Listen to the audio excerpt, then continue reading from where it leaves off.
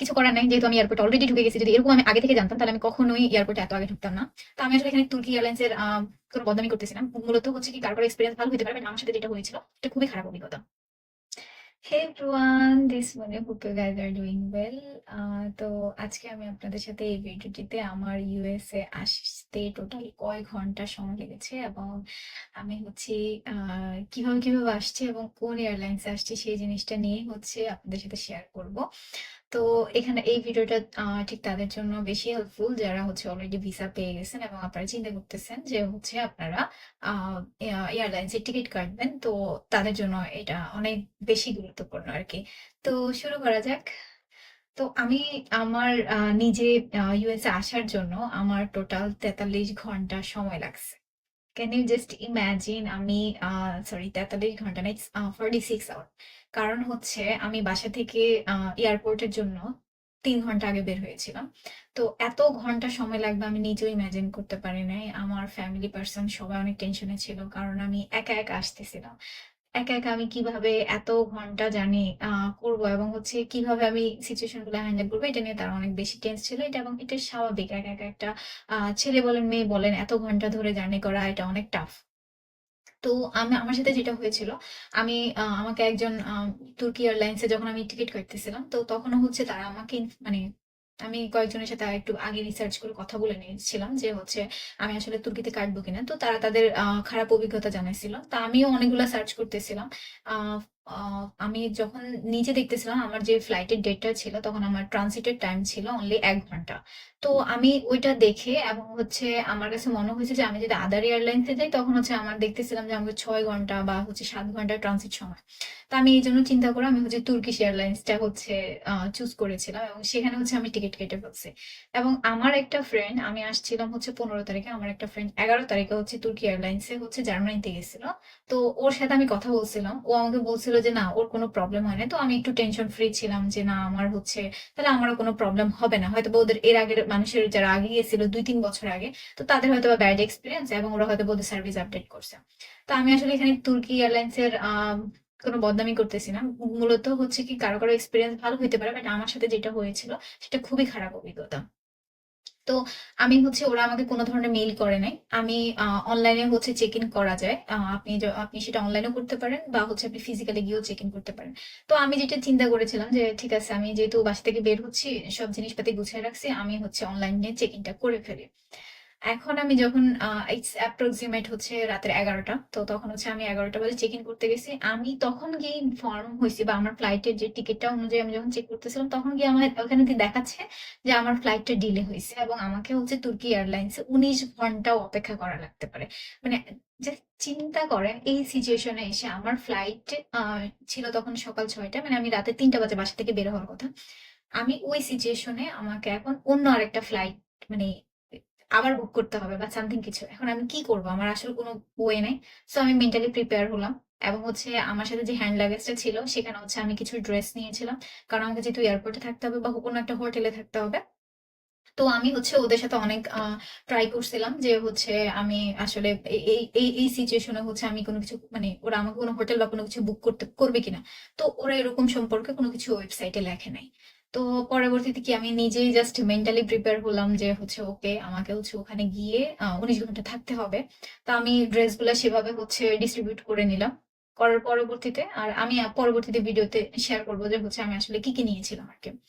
তো আমি হচ্ছে ওভাবে প্রিপারেশন নিয়েছিলাম, টিকিট সবকিছু গুছিয়ে আমি হচ্ছে রাতে 3টা বাজে হচ্ছে বাসা থেকে বের হয়েছিলাম এবং আমার ফ্লাইটটা ছিল 6টা 10-এ। তো 6টা 10-এ আমার ফ্লাইট আর আমি রাতে 3টা বাজে, তো স্বাভাবিক 3 ঘন্টা আগে তো আমাদেরকে যেতে হবে। তো আমি এয়ারপোর্টে হচ্ছে ঢুকে গিয়েছিলাম। ঢুকে যাওয়ার পরবর্তীতে আমার যখন চেক ইন হয় এবং আমার হচ্ছে লাগেজ চেক করেছিল, তো ওইটা না হয় আমি আলাদা আর একটা ভিডিওতে শেয়ার করব।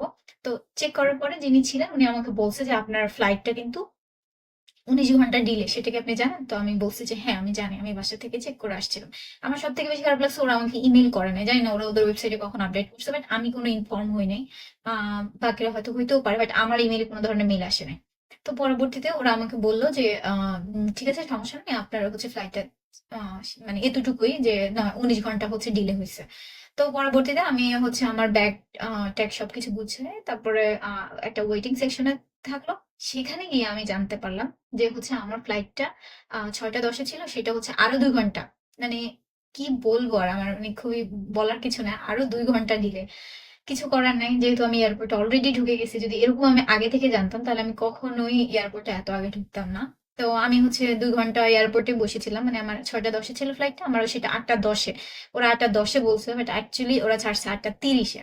তো যাই হোক, তা আমি সেখানে হচ্ছে বসেছিলাম। বসে থাকার পরবর্তীতে আমাদের যখন সিকিউরিটি চেকিং হয় তখন একজন আমাকে আশ্বস্ত করলেন যে আমাকে হচ্ছে এয়ারপোর্টে আমাকে হোটেল প্রোভাইড করবে। তো আমি হোটেল প্রোভাইড করবে, আমি এটাতে একটু খুশি হয়েছিলাম যে আসলে যাক, খাওয়া-দাওয়া থাকবে এবং হচ্ছে হোটেলও প্রোভাইড করবে। তো আমি এটাতে খুশি হয়ে বসেছিলাম। তার পরবর্তীতে আমাকে হচ্ছে আরো প্লেনে উঠার পরে আমাকে ৯ ঘন্টা জার্নি করা লাগছে, এবং ৯ ঘন্টা জার্নি করে আমি তুর্কি এয়ারলাইন্সে আসছি, এবং এখানে আসার পরে তুর্কি এয়ারলাইন্স মানে এয়ারপোর্টটা এত বড়, মানে এই মাথা থেকে ওই মাথা। তো আসলে তুর্কিদের সাথে আই ডোন্ট নো ওদের প্রবলেম, মানে ওরা হচ্ছে ইংলিশে তেমন একটা ভালো কথা বলতে পারে না। মানে খুবই বাজে অভিজ্ঞতা হয়েছে আমার, যে ওরা একটা সেন্টেন্স পর্যন্ত প্রপারলি মেক করতে পারে না। মানে আমি কি বলবো, আমি মানে ওরা প্রপারলি কোনো অ্যান্সার আপনাকে দিতে পারবে না, শুধু রাইট লেফট সামথিং এরকম কিছু কিছুটা বুঝতে পারে, বাট ওরা এক্সপ্লেন করতে পারে না। তো যাই হোক, অনেক কষ্টে আমি হচ্ছে ওদের সাথে এসে যোগাযোগ করলাম ফাইনালি, যে আমি হচ্ছে আসলে এখানে থাকার জন্য আমি কি করব। ওরা আমাকে যেটা বলল যে আপনি যদি থাকতে চান তাহলে হচ্ছে আপনাকে এখানকার তুর্কির একটা ভিসা পেতে হবে, কারণ হচ্ছে ওদের যে ফ্রিতে হোটেলটা ওরা প্রোভাইড করবে, বাট তুর্কির যে ভিসা লাগবে এটা ওরা আমাকে আগে জানায় নাই। তো এটা খুবই বাজে, আমি এয়ারপোর্টে ঢুকার পরবর্তীতে আমি জানতে পারছি। আমি হচ্ছে তখন কি করব, আমাকে আলটিমেটলি কি হলো, কোনো হোটেল আমি পাবো না, আমাকে তুর্কির ভিসা নিতে হবে। এবং আমি তখন তুর্কির ভিসার ওয়েবসাইটে ওরা একটা লিঙ্ক দিছিল যে আপনি হচ্ছে ই ভিসার জন্য আবেদন করতে পারেন। ও আরেকটা জিনিস শেয়ার করি, ওরা অনলি মাত্র ওয়াইফাই দেয় হচ্ছে ১ ঘন্টা ফ্রি। মানে আর কি বলবো আমি। আমি তখন হচ্ছে আমার যে সিম কার্ডটা সেটা হচ্ছে আমি ইন্টারন্যাশনাল রোমিং করে গিয়েছিলাম। আপনাদেরকেও আমি সাজেস্ট করব যে হচ্ছে আপনি যদি বাহিরের জন্য যাচ্ছেন বা যে দেশে যান না কেন, মানে অ্যাটলিস্ট, কারণ এয়ারপোর্ট আপনি বলতে পারেন না এনি টাইম আপনার হচ্ছে ফ্লাইট ডিলে হইতেই পারে। সো সেই ক্ষেত্রে আপনারা হচ্ছে ইন্টারন্যাশনাল রোমিং করে নিয়ে গেলে এটা আপনাদের জন্য ভালো। অনেক অনেক এয়ারপোর্ট হচ্ছে ফ্রি ওয়াইফাই দেয়, বাট আমি দেখলাম যে তুর্কিতে অনলি মাত্র ১ ঘন্টা ফ্রি দেয়। তো যাই হোক, আমি ১ ঘন্টা ফ্রি নিয়ে ফ্যামিলির সাথে কথা বললাম। পরবর্তীতে আমি হচ্ছে ইন্টারন্যাশনাল রোমিং যেহেতু করেছিলাম, আমি ওখানে কিছু ডলার দিয়ে হচ্ছে প্যাকেজ নিয়ে নিয়েছিলাম আর কি। তো আমি ওখানে চেক করে যেটা দেখলাম যে হচ্ছে আমার অ্যারাউন্ড 189 ইউরো হচ্ছে আমার ভিসা পাইতে, ই ভিসা, ওইটা যেহেতু আর্জেন্ট ভিসা ছিল। তো আর্জেন্ট ভিসার প্রাইস একরকম, আর 150 সামথিং এরকম কিছু ছিল হচ্ছে আমি যদি রেগুলার ভিসার জন্য আবেদন করি। মানে আমি তখন ওই লিঙ্কে গিয়ে ওরকম অ্যামাউন্ট দেখেছিলাম। তো পরবর্তীতে আমার আর ইচ্ছা ছিল না, ইভেন আমি না, আমার সাথে হচ্ছে আরো ২ জন আঙ্কেল আন্টি ছিলেন, তারপরে হচ্ছে একটা ভাইয়া ছিলেন, ওনারা সবাই বেশি, মানে ওনাদের ফ্লাইট ডিলে হয়ে গিয়েছিল। তো পরবর্তীতে আর কি করার, এয়ারপোর্টে থাকা লাগবে, আমি এয়ারপোর্টেই ছিলাম। আর একটা ভালো জিনিস যেটা ওরা হচ্ছে মানে খাবার জন্য প্রতি ৫ ওদের একটা যে হেল্প ডেস্ক থাকে, ওখানে গিয়ে যদি আপনি কথা বলেন ওরা হচ্ছে আপনাকে খাবারের টোকেন দিয়ে দিবে। সেই টোকেনটা নিয়ে আপনি হচ্ছেন কয়েকটা ইনলিস্টেড রেস্টুরেন্ট আছে, ওখানে গিয়ে হচ্ছে আপনি যেটা মন চায় আপনি সেটা হচ্ছে নিয়ে খেতে পারবেন আর কি। তো আমি হচ্ছে আঙ্কেল আন্টি ছিল, ওনাদের সাথে কথা বলে, মানে ওনারাও ইউএসএ আসতেছিলেন। তো আমরা হচ্ছে একসাথেই ছিলাম। তার পরবর্তীতে যেটা, এখানে থাকার পরে যেহেতু ওইখানে সোফা ছিল, তো আমি হচ্ছে সোফার মধ্যে ঘুমানোর মতো অবস্থা ছিল, সোফাতে ছিলাম। এবং আমার একটা ফ্রেন্ড বলছিল আর কি যে এটাতে আমি হচ্ছে চাইলে ক্লেম করতে পারি। আসলে ক্লেম করে কোনো লাভ নাই, যেহেতু ওরা আমাকে মানে ওরা ওয়েবসাইট আপডেট করে রাখছে, ইমেল করে নাই, বাট ওরা ওয়েবসাইট যেটা অনেক আগে আপডেট করে রাখছে। সো এখানে আমার আসলে ক্লেম করার কোনো কিছু মানে নাই আর কি। আমি যেহেতু ভাগ্যক্রমে চেক ইন করতে গিয়ে আমি দেখছিলাম, সো আমি মেন্টালি প্রিপেয়ার হয়েছিলাম। আই ডোন্ট নো, যারা দেখে নাই তারা জানেও না ইভেন। তো পরবর্তীতে হচ্ছে আমি ওখানে ১৯ ঘন্টা থাকার পরবর্তীতে আমার পরের ফ্লাইটটা সেটা ছিল আমার ১৩ ঘন্টা, ইউএসএ লস এঞ্জেলসে এসে আমি নামছিলাম। তো তখন হচ্ছে আমাকে ১৩ ঘন্টা আবার জার্নি করতে হয়েছে। তারপরে ১৩ ঘন্টা করে লস এঞ্জেলসের আমার কাছে সার্ভিস অনেক ভালো লাগছে। মানে যাকে আমি যেটা জিজ্ঞেস করতেছিলাম তারা প্রপারলি এবং ভালোভাবে এক্সপ্লেন করতেছিল।